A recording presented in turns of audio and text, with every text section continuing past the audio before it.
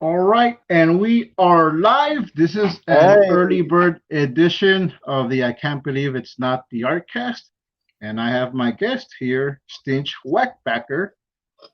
So we kind of move things around just so we can have Stinch on at a good time.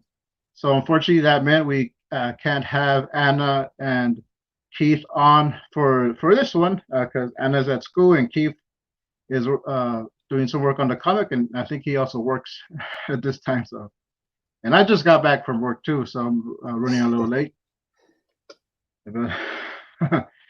As usual, my name is Frank Salazar. This is my channel. So if you're here and you haven't subscribed, please subscribe and give the video a like. And we're just gonna talk about a few things. And this is my guest, Stinch Wackbacker. So Stinch, tell us a little bit about yourself. hey there. Uh, there isn't much about to tell me. I'm not a bug enthusiast, but I'm an art enthusiast. So I'm just mainly around here harassing Frank, honestly, through the chats. I mean, that's the best I can do. Provide entertainment. Yeah, For now, that's for now, I will eventually get onto the YouTube game any day now, any day. yeah. And if you want to see more of Stinch or at least read what he's up to, you can join the AAA creators Discord. And I might put a link to that in the description below. So, all right. So yesterday I put out a video. I just did a part 3 of a sketchbook tour, which I have the sketchbook here. I got the my level up sketchbook, which I got the idea from Marshall Lee. Just using a sketchbook to level up your comic making skills. And I did call it a real sketchbook tour because there's stuff, there's like unfinished stuff here. There's like not the best drawings, but hey, that's what a sketchbook is. You use it to True. practice, you use it to get better. If you want to show your art, you can, but I want to show people uh, that not all sketchbook tours is just perfect illustrations, perfect masterpieces every time. You're gonna have some bad art, and shouldn't be afraid to show that, just to let people know, hey, we're human, we're gonna make mistakes, we're not gonna be, not everything is gonna be perfect. So why be afraid of doing that? So that's how it kind of came up with the topic: gain over our fear of showing bad art. Exactly. So, and so Stinch, do you want to talk about that a little bit? Your side of things? Oh, it's a And whole can of worms. Where to begin, uh, actually? Uh, should we discuss about the sketchbooks themselves? Because I feel there's a lot of ground to cover, but mhm. it always ends up to it ends up being the perfectionist, and I personally am a perfectionist, like 100%. Every line that I'm ever throwing, I want it perfect. I want it smooth. I don't want any greases or clutter or anything. Every time that Yeah, I do that, I usually just crumble that piece and just throw it in the trash. But um, there is ways to sort of like relax. The book itself, like this one, for example, might look nice on the outside, but bear with me, it's not good on the inside. Trust me. I don't think it is, personally.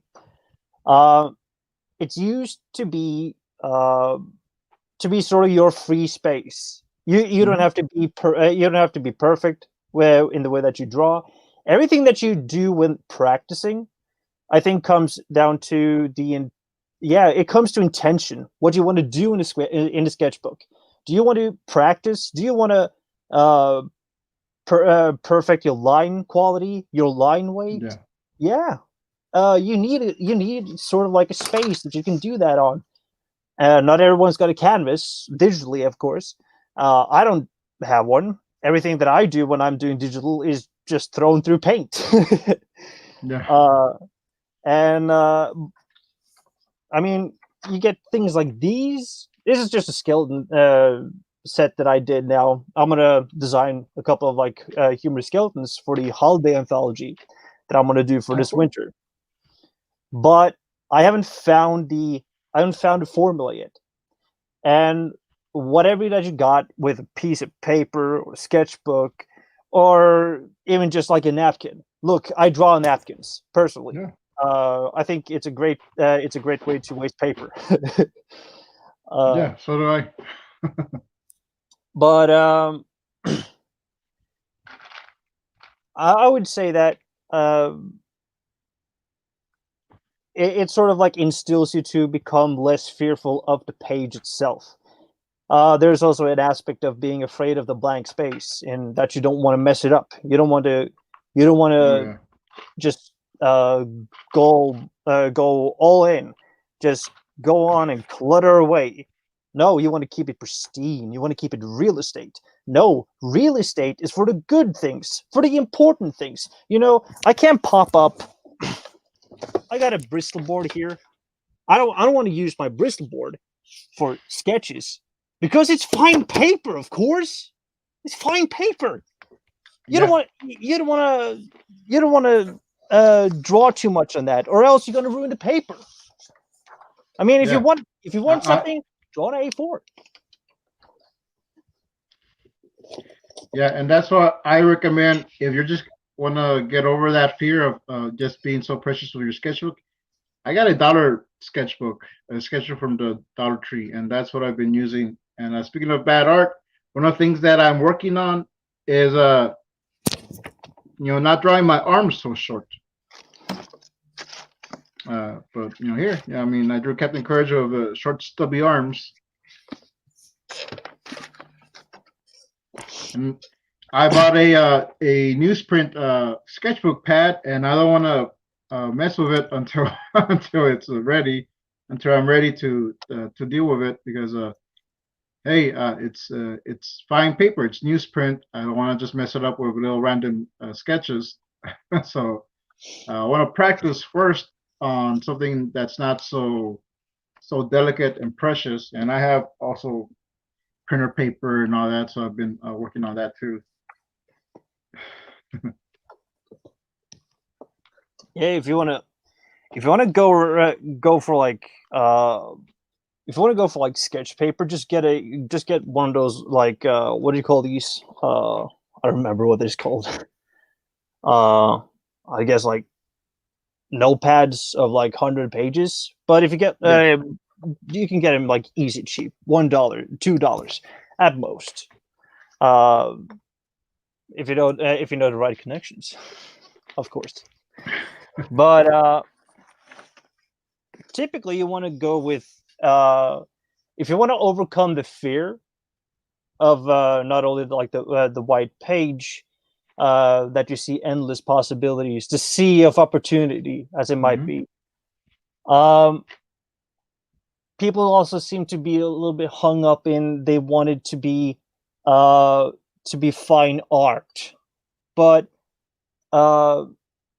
you can't cheat yourself into that premise, really, because you know you'll do bad. I mean, that's why we have erasers. Of course, we do bad art, but it's either intentionally that you're practicing or intentional that you're doing the fine line. Make up your mind, ease yourself, loosen up, try to separate the two, separate the practicing and doing the real work. And if you can afford it, you can scan it or use a light box like I do for my own personal. If I want like the good stuff, the quality stuff. Yeah. I mean, I got a bunch of paper lying around, just like scribbles of every project that I've ever done. I'm gonna pull one out now. Like this one here. This is just a grill done on ball pen and A4, and it doesn't have to be more complicated. It doesn't have to be like perfect. if you want aim for perfect, you need a little bit more paper Yeah. to do the dirty work. Not that everything is a given. Sorry. That's fine. You're fine. Yeah, and I do want to say, use what you got. You know, a lot of people, you know, can get hung up on, well, I gotta get the best paper. I gotta get the best pencils. I gotta get the best software, the best tablets, pads, whatever. Use what you got. And if you can make art with that, you can transfer that and just move on to something else, upgrade as you go, but don't worry about breaking the bank right now, especially if you're just starting out. So use what's available and then just move on from that. Right now I decided to do something. I bought a deck of playing cards from the dollar store, and I'm blanking out the faces, and I'm doing my own designs, and I'm just practicing. I'm doing little bugs on this suit, and then each suit I'm making something else. And you know, this is new to me. I'm trying to figure out what sticks onto this card, because this card kind of like repels certain type of inks and paints. So I'm just figuring it out. I know my first couple that I did weren't that great. They're coming out a little bit better, but you know, it's still a process. So I mean, I'm moving. I'm I just saw a comment. You know, I'm moving forward. I'm keep doing it. I'm keeping at it, and I'm sure by by the time I'm done with this, I'll be a professional playing card drawer honor, whatever the term is. Hold on, Right. Put this. No shaving today, Frank. Yeah, no, actually, I'm letting it grow out for the week. I just want to see how it looks. I might shave it next week. We'll see. Not gonna lie though, I kind of like it. Yeah, I used to have a beard when I was younger, and I was like, I kind of miss my beard a bit, but I don't like constantly having to maintain it. So I might grow it out for a little bit and just shave it later on. Yeah, you're not the only one. Yeah. Needs a shave too. And that's what's good about these masks, which I have here. Which before all this stuff going on, I used to wear masks, like for Captain Courage, for cosplay, things like that. And then it became mandatory, so it wasn't fun anymore because like, well, everyone's doing it. And then you have to wear it all the time. Mm-hmm. So you know what? If I'm gonna go somewhere, I'm just gonna let my beard grow, and no one's gonna be hassling me. You need to shave. You need to shave. I just let it grow for a bit. Yeah.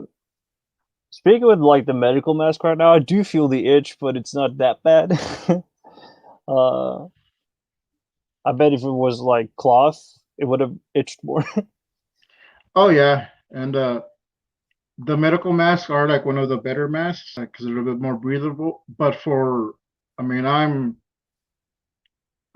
let's see, the Spanish word would be like tosco, but I'm very like I guess heavy-handed.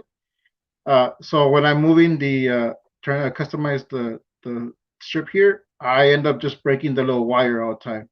Oh. So I just use these cloth ones, which mine is a custom Chissy Change. It's a mentoring program I'm a part of. So yeah. And Manuel Criado sent a picture of a pumpkin he did last time, and he did a really good job. I wish I had it here on the screen. Actually, I just deleted it from my phone. Oh. But I can get it because it's in Messenger. But yeah.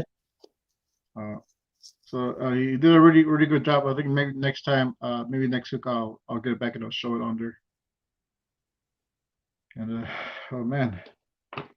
Sorry guys, I'm a little winded. I just got back from work. I was just running here, trying to get everything ready, get everything done in time. But so just give me a second to catch my breath. And while I show some art here, the Berserker Knot, which is a Jeff Lafferty's creation. I did some fan art for him, and he's crushing skulls here. Oh yeah. Yeah. Oh yeah. I like what Manuel says here.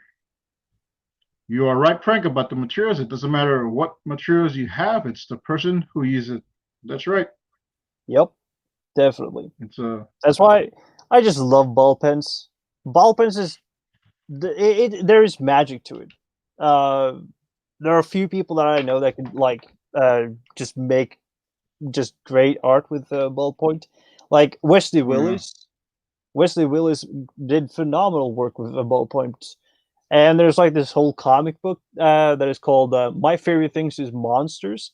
That thing is colored with a ballpoint, drawn with ballpoint, and it looks phenomenal. Oh my god, the architecture and buildings in that comic. Whew. Isn't there an artist that also uses a Sharpies, and like the way he uses them, it's like it comes out really good. I think I want to say it's Jim Lee, but I'm not sure.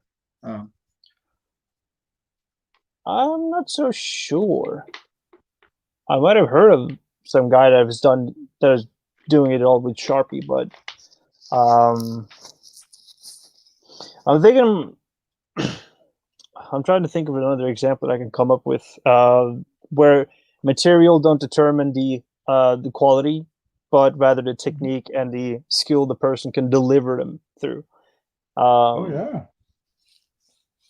Because if you know the technicality, we had a guest. I think it was 2 weeks ago, and Stitch and I were talking about before the stream. David DeVille Franco, and what he uses is just everyday materials he finds around the house.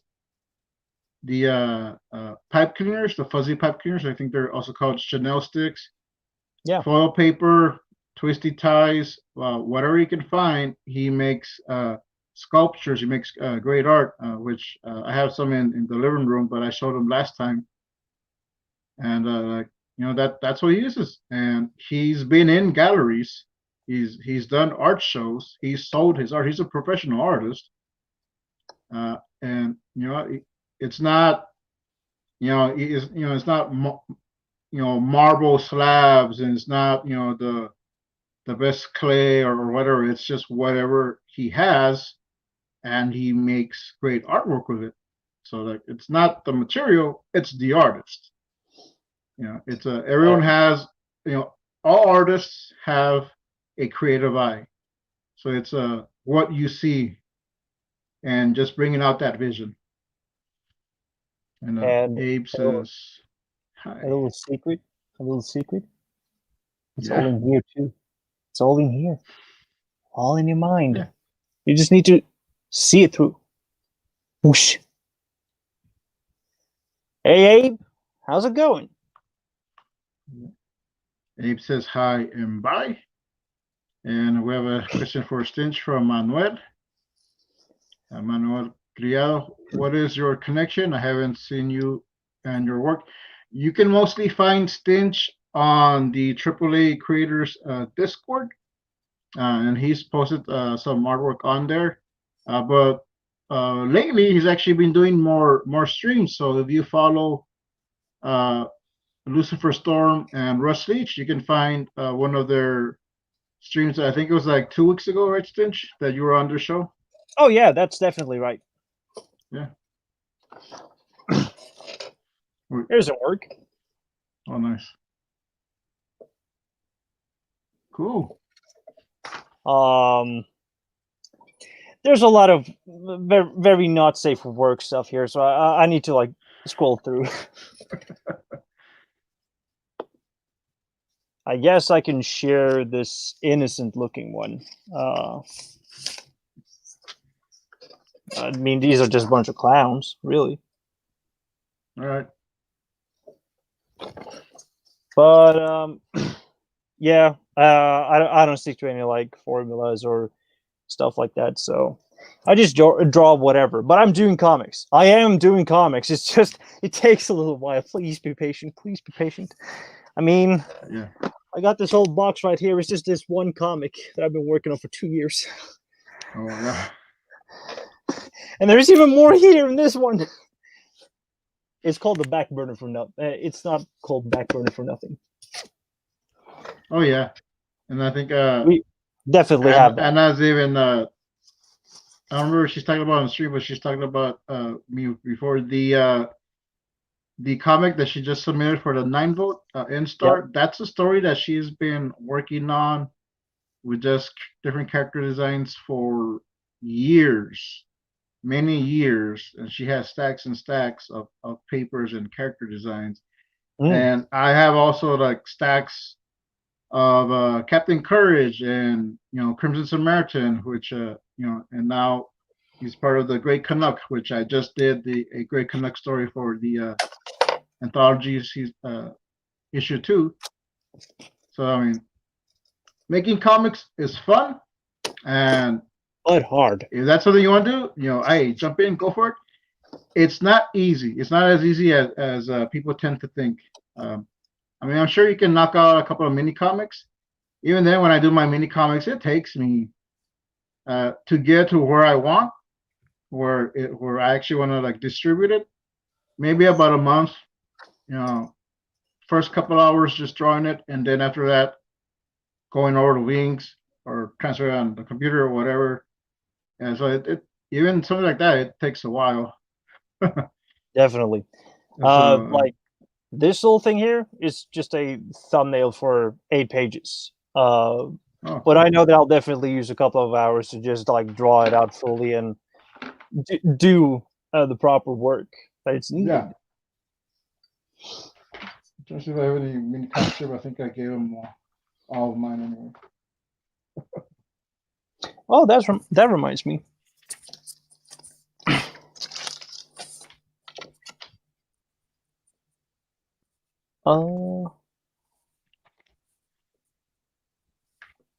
Ronnie is in the chats. Hey, Ronnie. Hey, Ronnie. How you doing? I also did like this. It's like a art book thingy. Yes. I printed it for myself, of course, and people close to me. So there is, I think it's about 16 pages or so of content. But I'm doing it like for myself and testing out self-publishing. But it's a good opportunity for yourself to like accumulate the things that you've done with sketches. Because let's just go back into topic here for a moment. This little thing here is just built on all like sketching and nothing more than just like trying to work studies and trying to find characters through those through those scribbles. It's a great process to just like discover new things, and it might eventually end up in your comic by accident or just by intention. And the best part of it is that it can always be used again for something else, like that little book here. You can always create a little like PDF form to sorry to give away people, so you can show off your work. It's still a little like amateurish in the way that it looks, but if you want to be professional about it, you can consider it a portfolio. I mean, it's work. Yeah, and I just put together a few PDFs, which if you go to my my Coffee account, and if you just drop a donation, I'll send you those PDFs. And I did that last time. Yes. And I'm very pleased with them. And I can vouch for them. They're of great quality, guys. Please back Frank Salazar, Salazar Art Nation. Please back him. Please back him. Yes. Copper below.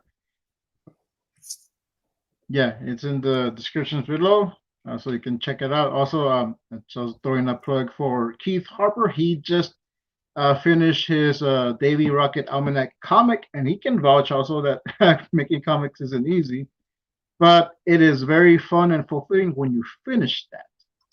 And he's actually right now currently just working on, trying to find printers and things like that to actually get it printed and, sent to you guys if you want to buy it. And you can also see it on Webtoon. So the link to that is in the description below. You can find his link tree and also his YouTube channel. So, please subscribe to him.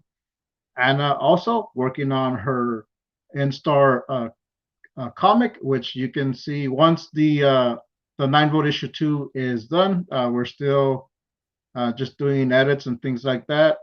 But once it's finished, we'll pop up the link where you can get it and you can see, people's works. A lot of these people are, first time they finished a comic and it's going to be published. So check those out. But she's going to continue that story. She's got years and years of back drawings and stories and stuff lined up that she's gonna make it into an epic. So I recommend you check out her channel and check out her link tree also in the description below. Subscribe to her, and when issue 2 of 9-vote comes out, get it, and you can see my story there too. Great Canuck. So, which I have the PDF here, and I just don't want to show too much because I don't want to give anything away, but I think I'm going to show a page here of Anna's story. And I got to see the first draft, and I must say I'm amazed by the creature design on that story, especially with the emu. I really like that one. Oh yeah. And I already got to read it because we were sent the PDF to proof it, and it's a good story. I can vouch for it. And it's going to evolve and evolve and evolve. I hope that Anna will eventually get it out by just like this one thick book, like this size at least. Yeah. And I think that's the plan she's going for. That's the plan. Just a hardcover omnibus. That would have been nice. Yeah, let me see if I can find my. Actually, I got 2 stories in this one, which oh yeah, you do. Proud of myself. Got that out. Almost gave myself a heart attack trying to do that, but which I'm not even joking. I was having a panic attack one day. Yeah, that's I had to stop. I had to stop and calm down. So when I say comics is hard, it's not for everyone, but it is very gratifying once you are done with your story. Like Kirby says, comics will break your heart. Oh yeah. But you know what? If you think it's worth it, give it a shot. Or as Wally Wood would say, if I had to do it all over again, I'd cut my hands off.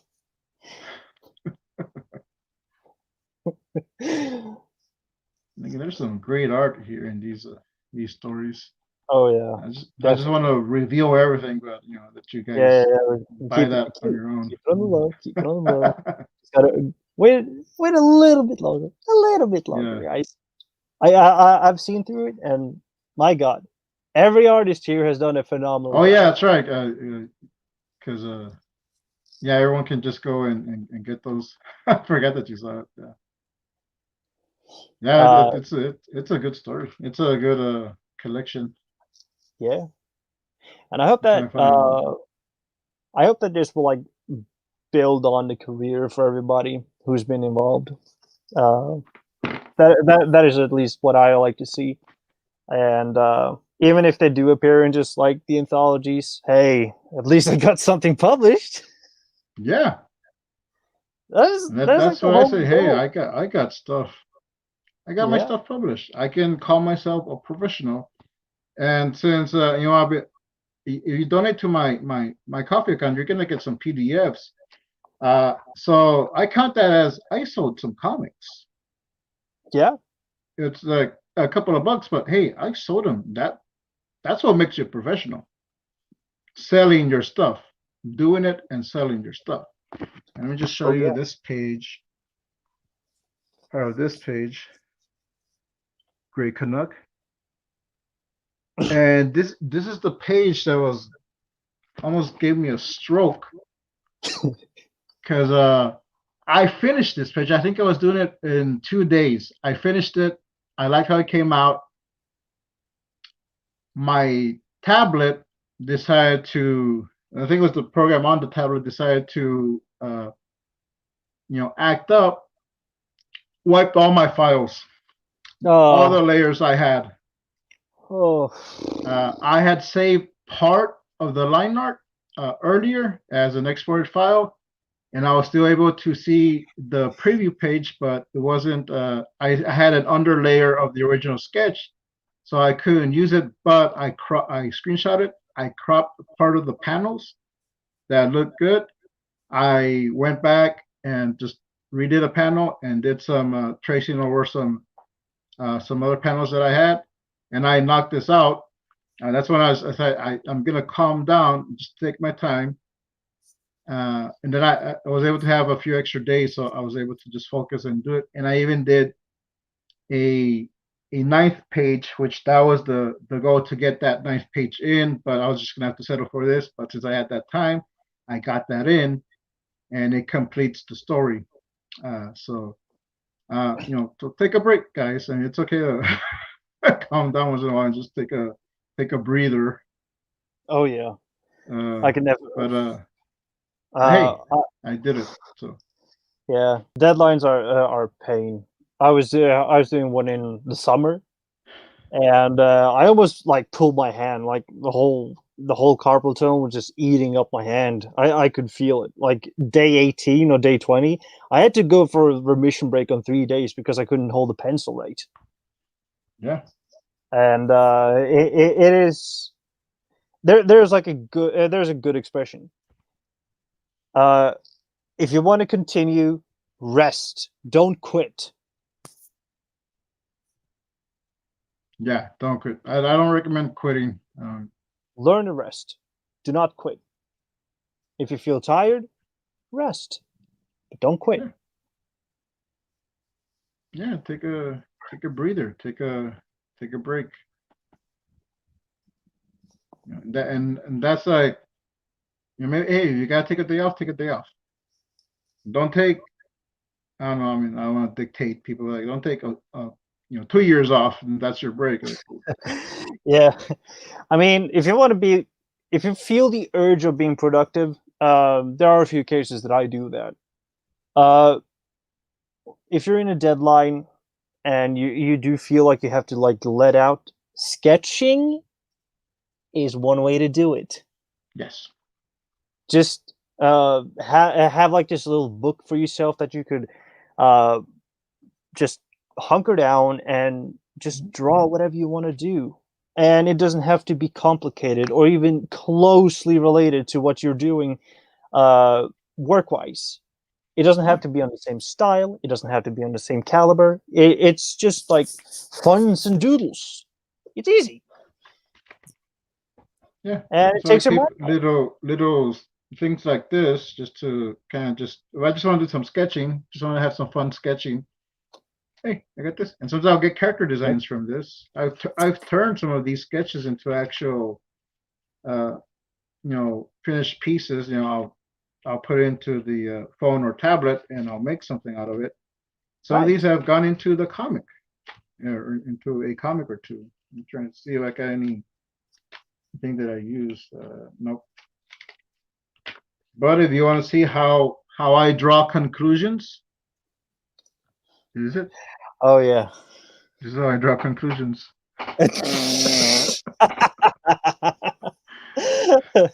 The end. See, and that's just stuff I did for fun, just as I wanted to. Just, kind of let the mind breathe a bit and just get going. start creating something. Or just practice your typography. That's a way to do it. Yeah, and I just bought a couple of sketchbooks also from the dollar store that I want to focus on, doing figure drawings a little bit better, or, doing some just drawing hands and drawing feet. And And one thing I do want to work on is, doing my own lettering. When it's a short story. I mean, if I'm writing a novel, I don't want to do my own lettering. I just use a font. But I want to draw my own logo, and I do logos, so so it's not hard for me. But as soon as when I'm drawing, I want to focus on just getting the drawing done. But you know what, learning to kind of like spend a little time on each thing, just here and there. So I'm gonna start working on arms and legs and things like that. And, go from there. Yeah. And what is so great about these little like A5s, I think that's the format, A5, is that Yeah. you could go out and have like a mobile sketchbook at hand and just flip a page up like this, and then you just scribble down some life drawings or something that just fascinates you, really. It also eliminates you from the the thought of having it to be perfect in the way that you want to do a little bit more of impressionistic take on it. Like, have an impressionistic frame of mind. It just has its upswings, but also its downswings, in that it's not like of the quality you might have envisioned in your mind when you think of the impressionism. But that's cutting down the whole intention of it.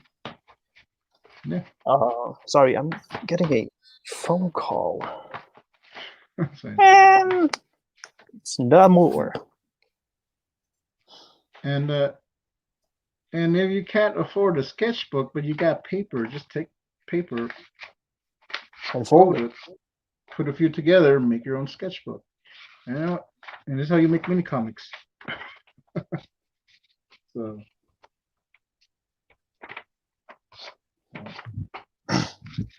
there you go. You got a little portable sketchbook. You can just draw something on the fly. Practice something and take it anywhere. Manuel. All right, see you, Manuel. And also sketching took him far, so that's good. And he's got to get back to work. So thanks for dropping by, Manuel. Yeah, thanks. See you. Thanks for coming by. Yeah. And I hope you watch the rest of the stream on a replay. Yeah. Me too. Oh, so we finally got him, guys. We got him. He's watching himself on the replays to increase the numbers of the viewing ship. Yeah. I did watch. I did watch today. I think I saw the one with Ronnie. I was watching it again today because I think that was a really good interview. So I was watching some of it, but I try not to watch my own stuff just because I don't like to see myself. But sometimes I do just to see if it came out all right. Oh yeah. I definitely overwatched that whole is it just us guest spot that I did. I think I watched it like 20 times because I was just obsessing, like, what was wrong with this? What was wrong with this joke? What was wrong with what I said? And then I suddenly had an epiphany. I had a great time. Everything was done fluently, and it was just. Oh yeah, it was the pitch of my voice. Okay, of course, it always is the pitch of your voice. Ugh. No, I don't have an angelic voice. I'm not gonna I'm not gonna go into that. I sound like I'm having a constant voice crack, 24/7. It's all the time.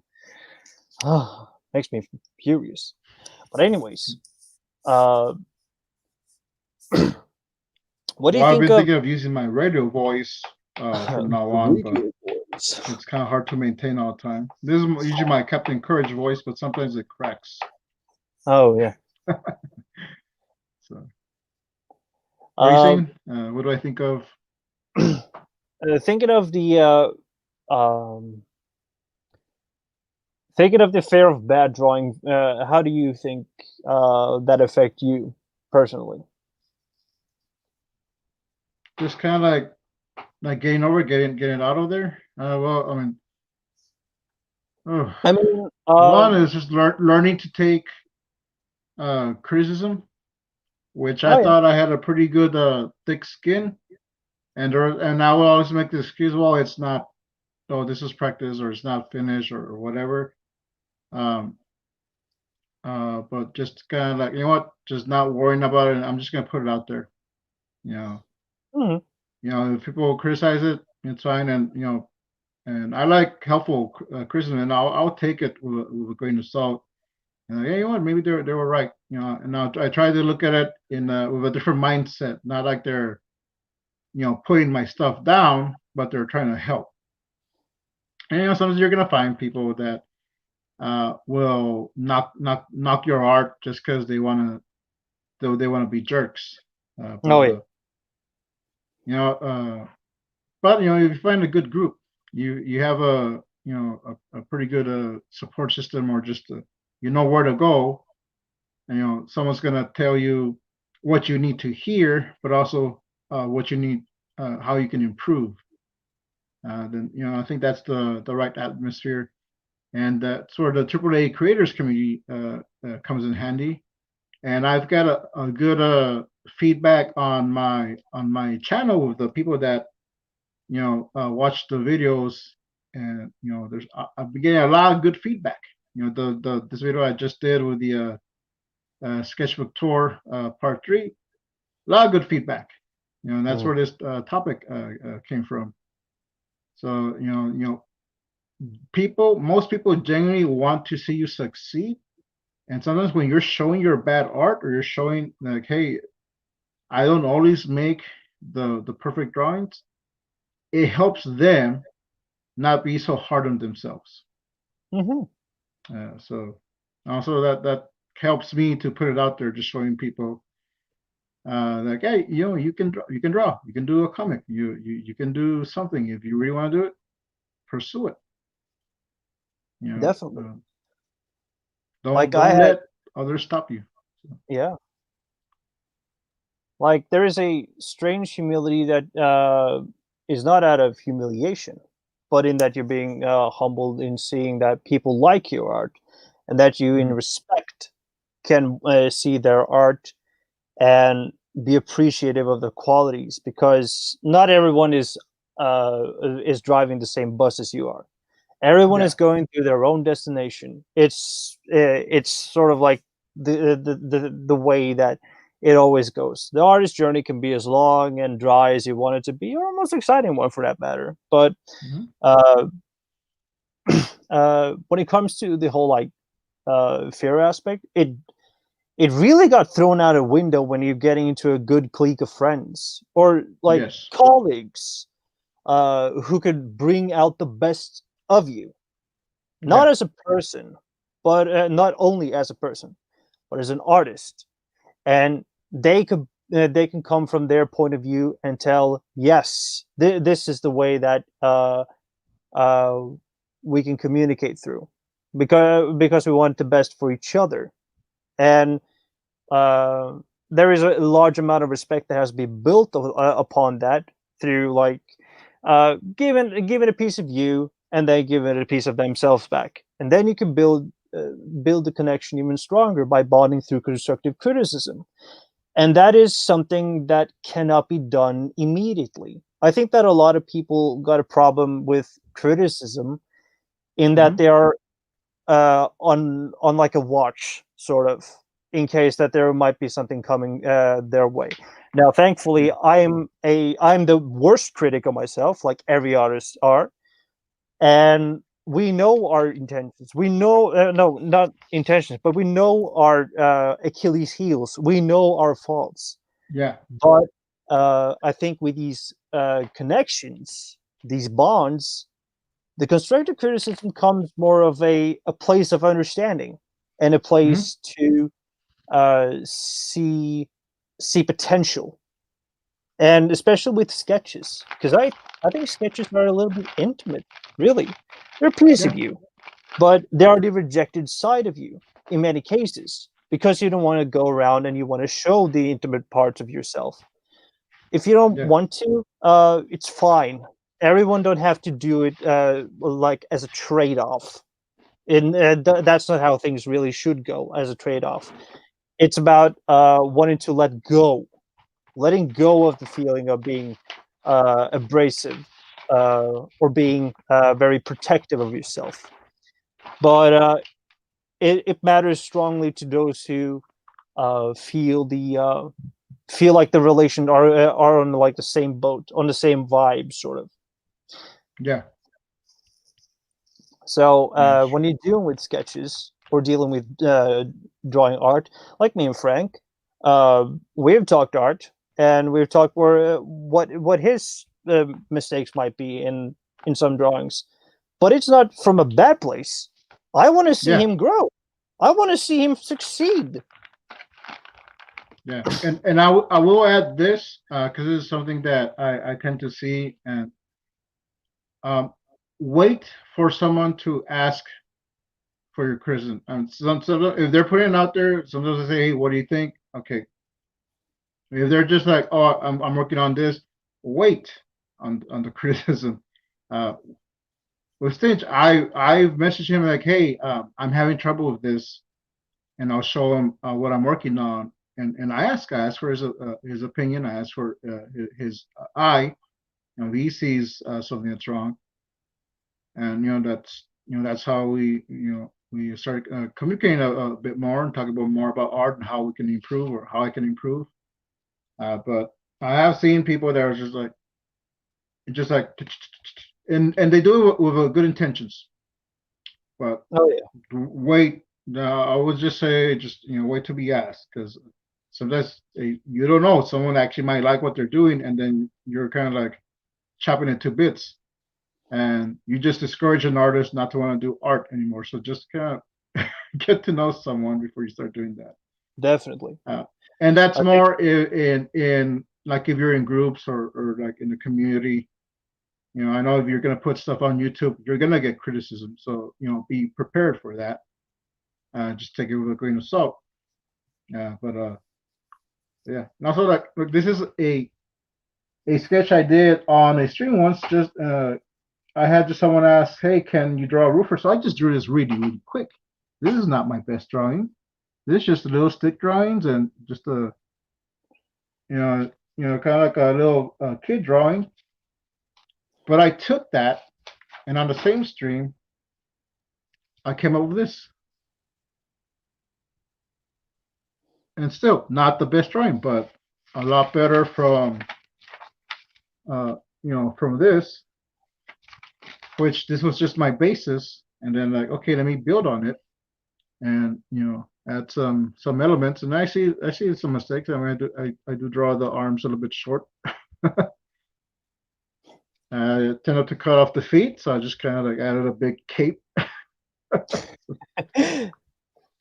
But I'm gonna go back on this and fix it. But I did it for fun. I did for because I wanted to, and also came up with this one, and this is something I want to go back to eventually and fix up. But yeah, like not everything is gonna be a work of art, but you can use that. You can use an earlier sketch, an idea, build on it, or just learn from it. Like, oh, like I drew the arms wrong. I do the head size wrong, the anatomy wrong, or and to work on perspective, and just like, okay, now when you do your other drawings, you look back to those mistakes and just build on them and or improve. yeah, definitely. Um, when you got someone that is leaning on crutches, wait for them to ask them. Wait for them. Wait for the person that uses the crutches to ask you for the help of how do I get rid of them. Yeah. Then you can get. Then you can get it. Then you can get sort of like a ball rolling, and but it has to come from a place of security. The one that is asking always got to feel like they can trust someone. Yes. Like if Frank trusts me, And sure, I trust Frank in his matter and his say in things. But if he trusts me and he asks me to look into it, yeah, I'll gladly do it. But I won't go on and barrage him. I will take it slow, take it easy. It's just a little slow dance, a little tango, nothing violent. Oh yeah. No swingers, no. Yeah, and in the first night when I knocked out the Captain Courage story, I mean, hey, I was glad I finished it. I was proud that I finished the comic and it got published. But I know not every panel was great, and I did want to hear what people thought. And mostly I was getting great job, great job, great job. No one was telling me. So like, and I kind of did ask like, oh, maybe someone should do a review on the books, and because I wanted to see what people actually thought. Then you know what? I'm just gonna ask someone, and actually I ended up asking Anna because I had sent her a copy that I had, so she had her own. And I told her like, all right, tell me honestly, what is it? What did you think of the art? What is it that I can improve? And we went through every page, and she was kind. She wasn't just like, oh, garbage, crap, I don't know what you're thinking here. No, it wasn't like put downs. It was constructive criticism, and she even showed me a few steps how I could improve. And you're not always gonna get that right away. It's gonna take time to investing uh you friendship and trust in someone or just a group of people. But if you find that, that's great. Utilize that and learn from it. So I'm grateful for people like Anna, people like Stinch, other creators that I've asked, hey, what do you think? What do you think of this art? And they've they're not trying to put me down, but they want me to grow. So they'll oh well, I see this problem, you could fix it by doing this, or or so on. So just if someone's asking you for help, take that into consideration because they probably won't be asking just anyone. So. And also,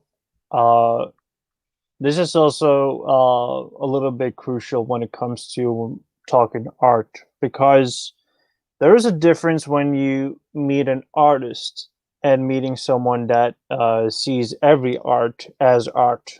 They don't have like the glasses on, sort of. Glasses or goggles, whatever you choose, on full time. Me, for example, I like to have them on full time because I like to investigate, I like to analyze and just view things from a critical perspective. But there are those that I think viewed from the outside who don't understand that there are surefire ways to completely decimate the day of the artist. If they're feeling low already, they might even be more put down by just hearing non-constructive like summarizations of their work, like, oh, it's total crap, man, it's drab, man. And I think it's also like the the way you carry yourself by being a little bit more reserved is not laid upon in the expectation of the other of the people viewing it from the other side, who's not viewing it from those lenses. See, this is why a community can really help you out at any level of art, because people, and especially kids, are merciless. And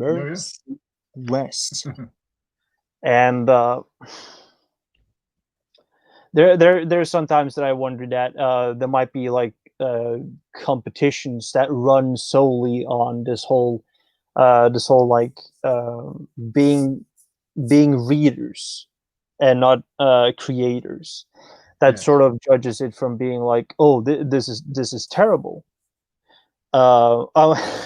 Sorry, I'm digging in an old wound right now because it's relatively fresh. But Oh, yeah. I thought that I created a great story with a lot of layers onto it, both from an art and writing perspective. But I was frustrated that they couldn't write a like a short summarization of what they thought. Like they didn't want to open For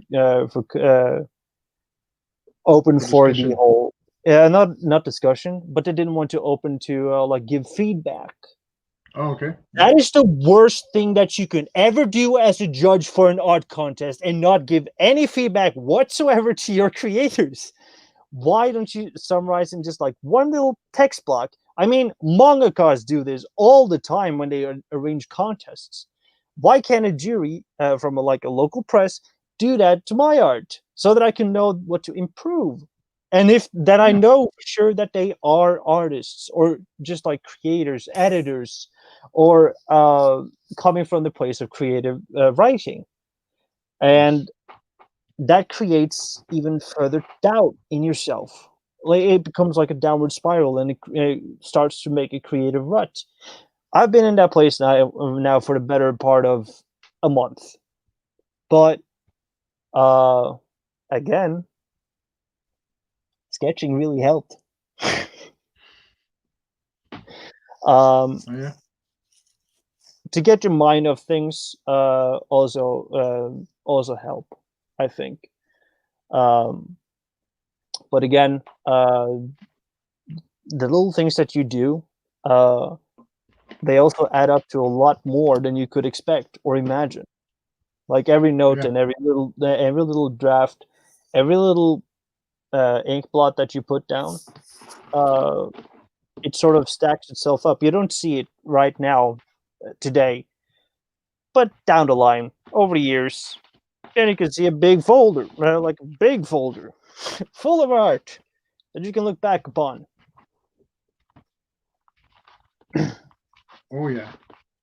I, whew, uh, to telling the truth right now, it really feels good now that that whole wound has been like just open up. I needed that. I needed that out. Yeah. Yeah. So this is just talking about it, just airing it out. Yeah. And I do want to add like the flip side to that. Sometimes it's good to ask someone who's not a creator because ultimately Oh yeah. they're your audience. If they're lost, if they're confused, then maybe take a second draft. Hmm. But if they get okay, yeah, hey, I see what you're doing. Like oh, I like this or whatever.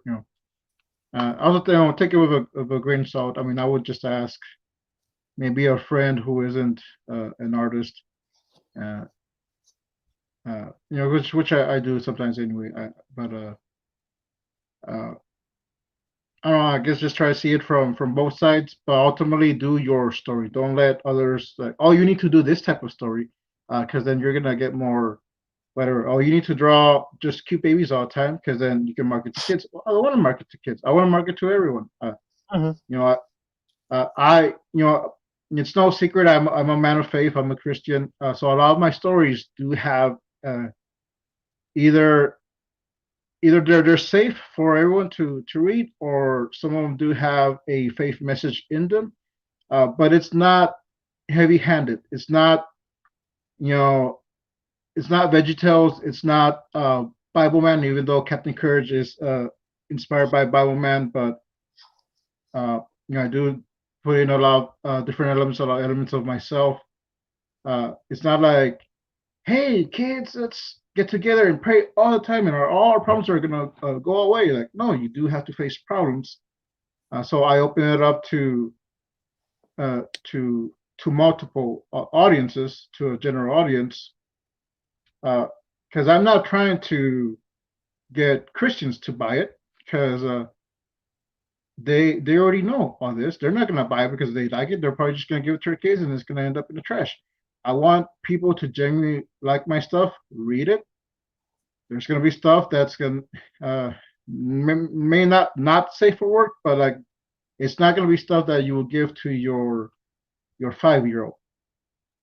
You know, like Right. in one of the let's see, a story that I'm working on for Captain Courage. I'm gonna have someone die, and later on, there's gonna be people that will die in real life. That's just a fact of life. Yep. I can't just gloss over that, but I'm not gonna show gruesome death, gruesome murders. It's not gonna be blood and gore, but it's gonna be done, in a tasteful way, or just get the story across. That what might not be something that I would put in the Sunday school, the children's church, but I'll probably will do stuff more geared but that will be more geared towards kids, for a younger audience, but still a good story. So ultimately, you want to tell a story that people can understand. And don't compromise your own vision because someone's telling you, well, this is what sells, or this is, whatever. Like Stan Lee, perfect example. He was just writing the stories that, okay, this is hot right now. I forget who was telling me about, like, oh, westerns are hot, so do westerns. Romance is hot, do romance. And he's like, I just want to do my own story. He was already gonna leave. He was gonna quit. So he's just like, I'm just gonna do my story. He did Spider-Man, and that was like that launched his career. So yeah. I too come from like the place of non-compromising your view, but I do respect the intuitive critique from people that mainly read it for reading it for reading's sake, Mhm. that don't fight in the trenches, sort of, in the battle of the eternal ideas. And they can really ground you down, because you might be so far up in the clouds and not being called down on the on like the mess that you've gotten yourself into. So it's important to be grounded by the people that might not necessarily come from the same place as you or be like you, Mhm. but it's sort of a measurement between what is approachable, and what you accept as a person who are on the seeking of bettering yourself. Yeah. Yeah, and like we're saying, find a support group. Yeah. Like find a support system, not support group, but find someone you can trust to give you the critique that you need, not necessarily what you want to hear, but what you need to hear to improve. So, and I see Ronnie's still in the chat, so I just want to show the comic he just finished, his Dystonia comic, which I have here on my screen. And this is something that Ronnie deals with. Pain in the hands and arms, and he wanted to tell a story. He wanted to tell that people this is what's going on. And I see Ronnie as an example where he battles with this, with dystonia. He still made a comic. He's still making comics. He's still doing what he does, what he loves to do. He's still drawing. He has to take breaks. There's times he needs to rest, but he's still doing it. And he could easily just use the excuse, you know what, I can't, whatever, people understand. I'm just gonna stop and do something else, or but not. He's still doing it. So the message I want to get out. If it's something you love to do, don't stop. If it's really something you love to do, don't let anything get in the way. But take breaks, find people that will help you, and and get over the fear of showing your bad art just put it out there. And learn from it, grow from it.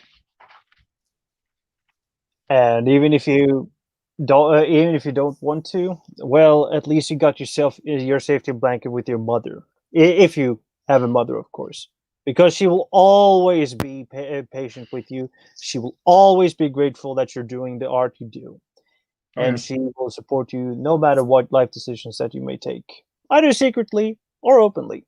Who knows? But they will always try to praise you for what you do. Oh yeah. And that's why I should stop drawing new models so I to show them off all the time. She might think that I'm doing something wrong. But that's a conversation piece we're going to stop right now.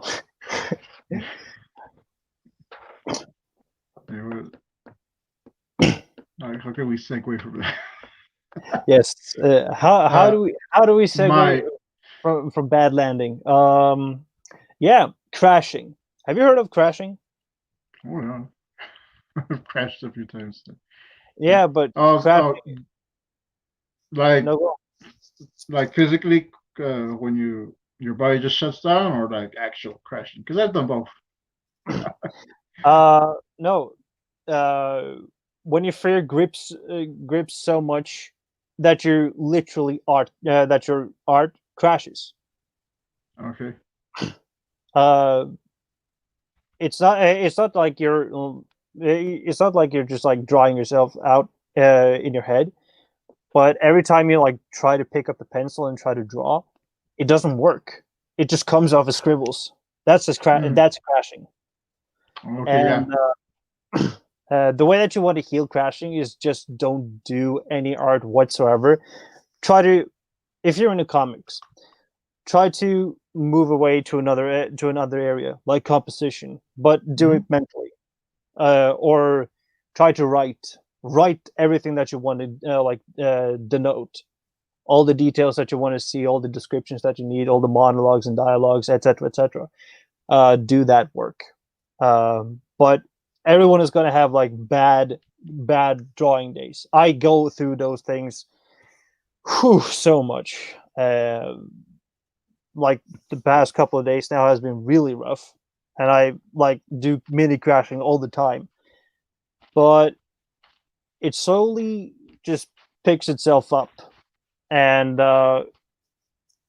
warming up is a good way to like get out of that headspace, because if you like jump in and do art right away, even if it's just like sketching, you might crash inevitably. If you're in that mood for the day, you're just like boom, going down. So cheat your way up at just doing scribbles, just doing some other work, so you can eliminate the crashes as fast as possible. And if that doesn't help, well, just don't try to force yourself through it, man. Yeah. Or else you're going for a very hard crash. Oh yeah. Okay. Sometimes I'll be taking notes or something, and what?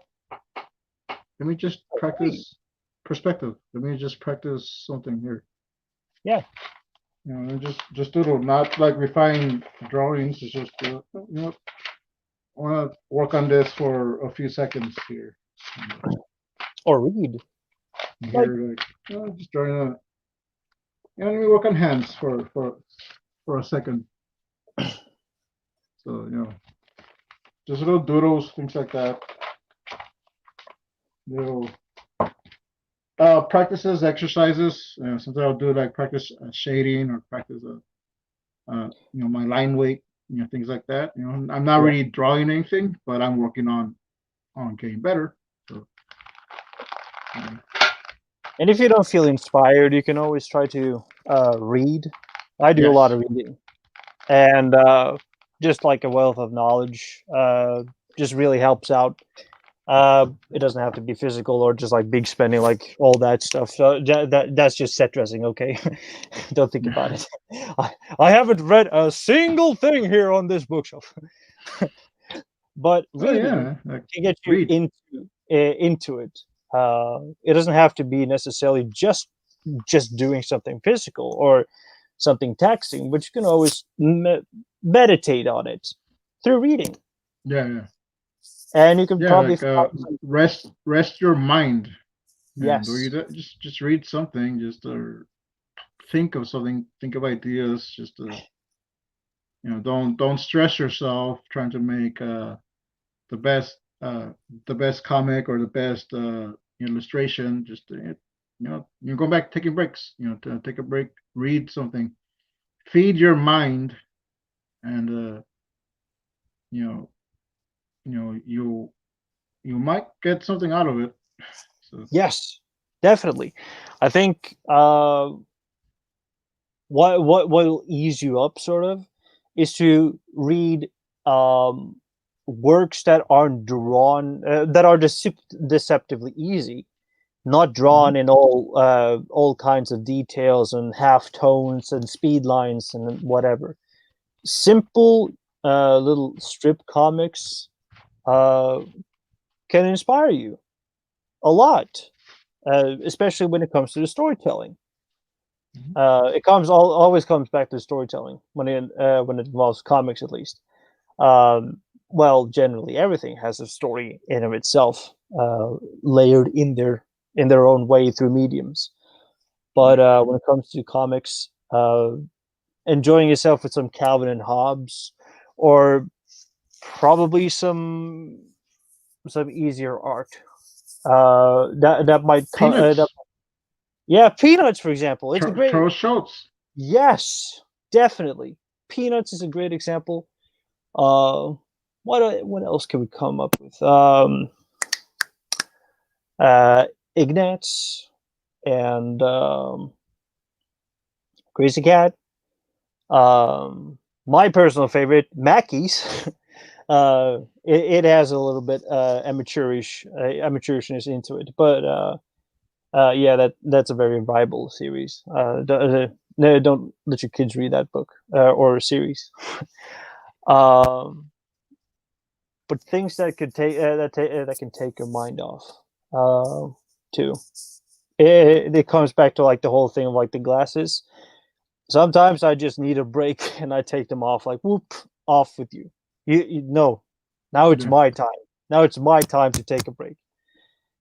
Um, don't overextend it. I've fried my minds out too many times to having to learn this the hard way. It also comes back to that whole fear of not being. I think also the fear of not being productive comes into Yeah. play.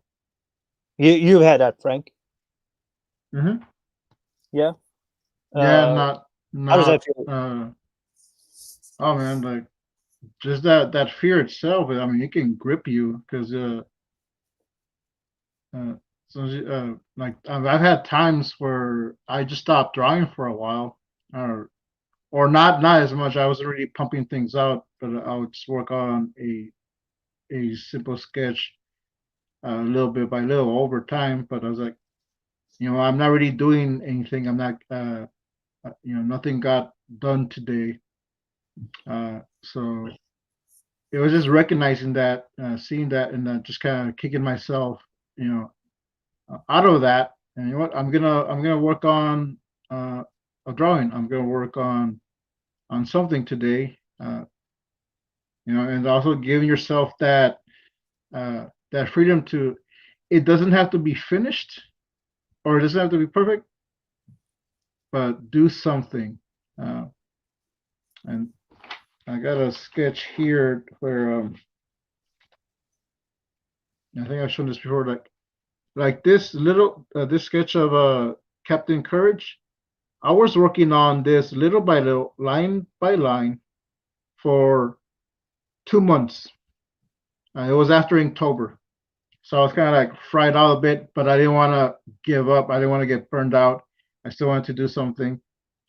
it wasn't until like I kind of like I want to finish this. I want to get out of that rut. That I completed it. I drew it. I drew it out. Like it's all right. It's not bad. But you know what? Captain Courage looks a little weak here. So what? Let me redraw it here. And I did this in a couple of hours after finishing this, because now I got back into it. I got back into the groove, and like I kind of knocked this out. Didn't take me 2 months, but and I could see an improvement, in just the chin. I kind of made it more broad, kind of fix some things, and just getting back into your drawing. You're working on something, and when COVID happened, I was already, I'm gonna work on my comic, but first I'm gonna do different comics. So I did smaller comics, and then I got into the Discord, and that's when they're talking about the 9-volt anthology, and that anyone can join. They're like, you know what, I was gonna work on a Captain Courage comic. I'll just use this time. So having that deadline also, that and those people say, oh, what are you doing? What are you working on? Showing what you're working on. Having someone to be accountable to, and that got me back into the groove of things, where I made a comic. I finished a comic. It got published. My first ever comic to be published that wasn't a mini comic. Something that I just printed out and distribute on my own. Something that it's actually you can get on a site, perfectly bound. It's a professional book. And so just getting over that fear, that fear of that you can't do this or you can't be productive. You gotta kick yourself out of that, and just get back into the groove. Yeah. And I think I want to. Yeah. I'm not sure what Ronnie is trying to reference here, but I want to touch I think upon because I was talking about the his Estonia comic and saying how he overcame, he still put something out, even though like Ronnie's a perfect example that if you take that pain, you take everything he's going through, think of it as the fear getting a hold of you, but Ronnie pushed through it, and he did something great, and he's doing his horror comic. So I mean, if you want to take a metaphor, use Ronnie, because he is physically doing that. I think we're messing around here. We're not messing around here. No. Not making excuses, that's for sure. We don't make excuses here. We make comics. That's right. I want to touch on the meta aspect of the whole thing that we're trying to address here.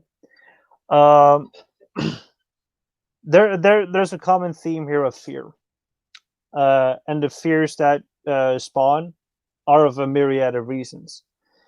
But I think that we want to also touch upon is that we want to make sure that for the headspaces that you might fall into, we want to try to provide the solution for you when you're in that certain type of mental space, that constraint that you might feel because you're unsure of yourself, unsure of your ability. And it's hard. It's a long process. And if you're new, hey, thank you for coming on board.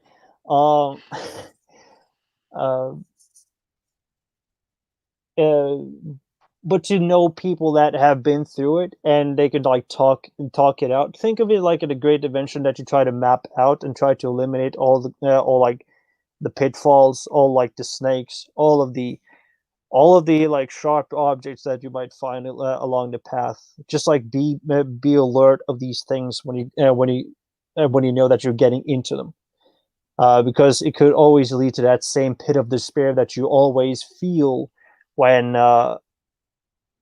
hardships come in your way. It might be of a different cause, it might be of a different action reaction, but it will always feel like that that day when you're waking up and you don't feel like you want to do it anymore. Don't quit. Yeah. Don't give up, guys. It's just another day job for you, but it's a fun day at the office, and you can do whatever you want to do. If you want to take art very seriously, of course, like making comics, you got to see it as a 9 to 5 in ways. That's why Art of War by Stephen Pressfield is a great book, a great tool for you to overcome resistance. Resistance is the enemy in this situation. Yeah. I think I got anything worth doing is going to bring resistance. So, and resistance is just what keeps you from doing what you need to do. So, I'm currently reading that book. So.